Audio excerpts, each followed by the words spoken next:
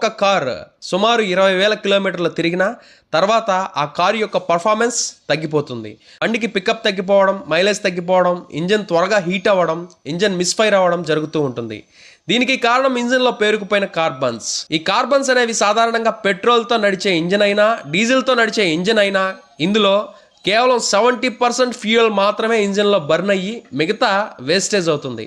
30% wastage అయిన fuel మొత్తం carbon రూపంలో ఇంజన్ హెడ్ పైన, వాల్స్ పైన, పిస్టన్ పైన, వాల్స్ లోపల, ఈజీఆర్ టర్బోసుల్లో గడ్డలుగా పేరుకుపోతుంది.